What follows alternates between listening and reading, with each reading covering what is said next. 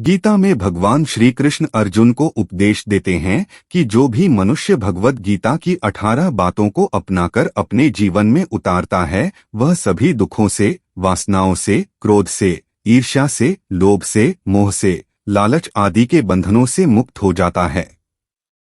आगे जानते हैं भगवत गीता की 18 ज्ञान की बातें। पहली बात, आनंद मनुष्य के भीतर ही निवास करता है, परंतु मनुष्य उसे घर में और बाहरी सुखों में खोजता है।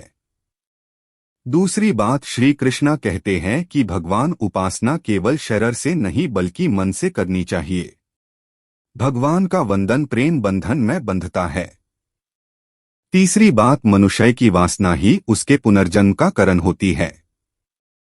चौथी बात, इंद्रियों के अधीन हानि से मनुष्य के जीवन में विकार और परेशानियां आती है। पांचवी बात, संयम यानी धैर्य, सदाचार, स्नेह और सेवा जैसे गुण सत्संग के बिना नहीं एटी है। छठी बात, श्री कृष्णा कहते हैं कि मनुष्य को वस्त्र बदलने की आवश्यकता नहीं है, आवश्यकता हृदय परिवर्तन की है। सातवीं बात, जवानी में जिसने ज्यादा पाप किए हैं उसे बुढ़ापे में नींद नहीं आती।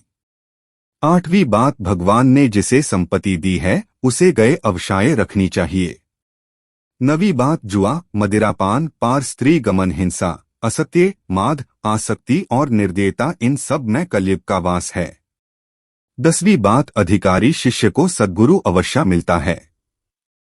11वीं बात, मनुष्य को अपने मन को बार बार समझना चाहिए कि ईश्वर के सिवाय उसका कोई नहीं है।